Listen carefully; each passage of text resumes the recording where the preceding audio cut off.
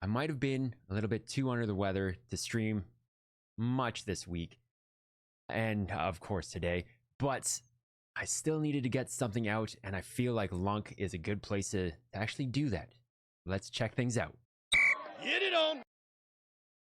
What is up, everybody? Tis I, a sick SG80, coming to you from glorious Chatfield. As always, thank you so much for checking out this video, and today I wanted to check out and look into some Lunc, some proposals that have passed and one that is being proposed, and of course take a look at the pricing so far and the movement that has actually started to happen throughout the crypto market.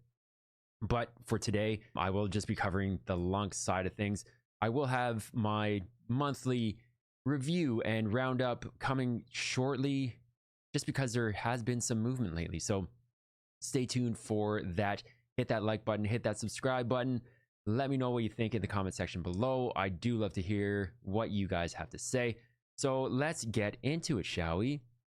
We have this new proposal that actually this is from Matt Perry 8K, I believe, and he had it up for deposit, and this is actually now up for voting, and it's hitting voting results. I think this is a good thing to actually have done, where he's saying, I'm proposing something very simple, but I believe that it will have a huge impact on the future of the classic chain.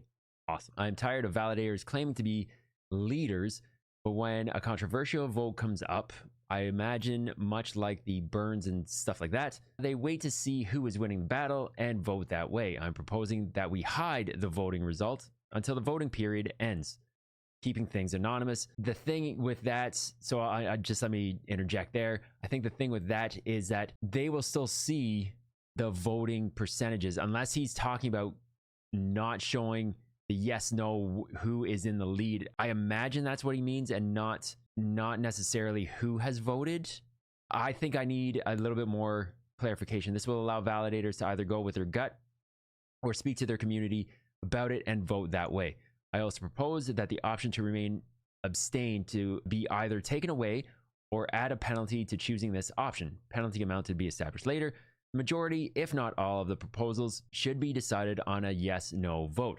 Keep in mind that no with veto can still be an option. This proposal is to improve our voting system to be fair and encourage true leadership and not followers mentality.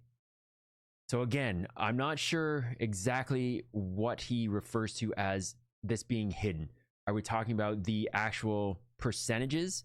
Because again, if we are still showing the percentages, they're going to know, okay, yes is in the lead, we'll go yes, no is in the lead, we'll go no. If he's talking about strictly who has voted for what, you know, the validator X has voted yes, validator Y voted no. I'm not too sure that is going to actually lead to what he's looking for right now. So I assume it is the actual percentages. So if that's the case, perhaps some more clarification is needed on this one. But I do agree. I did go ahead and I voted yes on this. I believe this is a good idea.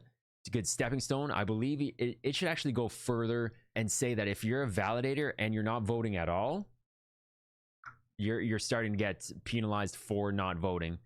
If you're part of the validator set, which has been shrunken down for whatever reason, I believe that needs to go back up to, what was it, 136 or whatever it was at. I think that you should be penalized because you're not doing anything. You're just sitting there claiming rewards potentially.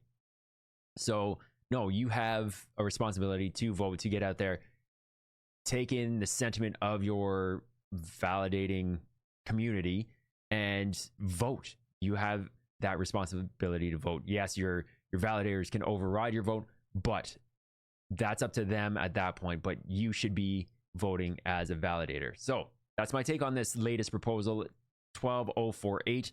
Like I said, I voted yes. Let me know what you think about this one. Again, some clarification is needed. One of the other things that actually passed, was this compulsory KYC for all L1 developers. This is definitely huge. I think it's a great idea that for those that can actually implement chain breaking code, yeah, you should be on the hook. People should know who you are. People should be able to track you down essentially for legal purposes, not for anything violent by any means. Yeah, I think that this should be, you should be open and honest. Transparency is going to be key, especially in this kind of a role.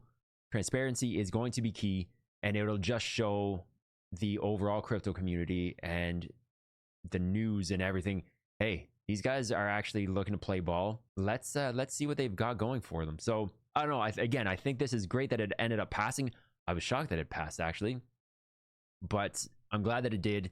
And we'll see how this ends up going forward with the KYC and the L1 developers that start coming on board, if that ends up happening. That being said, let's move on to the final little piece of this video, and that is the pricing chart. I do have a bunch of garbage on here. Let's see if I can just quickly remove all drawings. Okay, so HCC has just dropped his TA kind of video and pricing video, and I wanted to thank him for pointing out these dragonfly dojis. Like, it happened twice and we saw some pretty big moves. This one, I guess not as much, but pretty close. Then we saw a big jump. So that's very interesting that it's happened a couple times. So definitely keep an eye on that. But as we've seen a couple of big legs up. I believe that the next few steps are this 12.7, 12.8 mark. Then it'll be about the 14 to 15 mark. So 14.89, 14.9, 16-ish, and then 18, 19, 20 will be again. So these are all going to be steps. I don't believe we're going to see these huge pumps through these levels. It's very possible that we do, but I don't think it's going to be that smooth. We might end up seeing this sort of slow action, like we saw slow moving down. This is on the daily chart. We saw these slow moves down. I think we're going to see, as we see here, okay, here's the floor, step 1. We might see step 2, 3, 4, 5, 6, and then beyond. HCC is looking at 30.3 tenths of a penny. No, 3% of a penny. 0003 is where he's looking for price to make it to. 60 days. 60 days brings us into March, April timeframe. And that is the BTC halving. We will see some moves. Is it going to be something like pop up here, maybe hit the 3 mark, and then another sharp step down back to these levels? It's possible. Anything is possible if we continue to move on and just continue to make the right choices, make the right moves as a community, as a chain.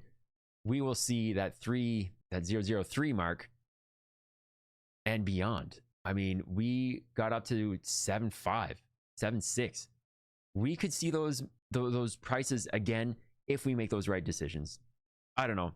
Just my opinion. Let me know what you think in the comment section below.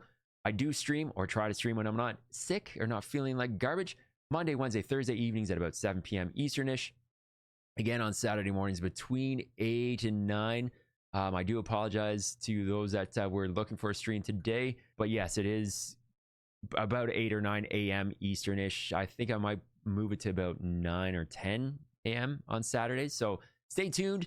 Do hit that sub button. Do hit that notification button, and you will know when I'm going to be going online. And yes, do hit that sub button, as I am looking to hit that 500 mark for a giveaway, Honeyland giveaway. And then at 1,000, there will be an even bigger giveaway, whether it's a combination of Honeyland, lunc, some sort of crypto stuff. Stay tuned. You'll have to help me. You'll have to help me get to that point, and we'll see what giveaway I will have in store for you. That's it, everybody. I, SG80, come to you from glorious Shadville. As always, stay healthy, stay safe, a lot of love. I'm out. Peace.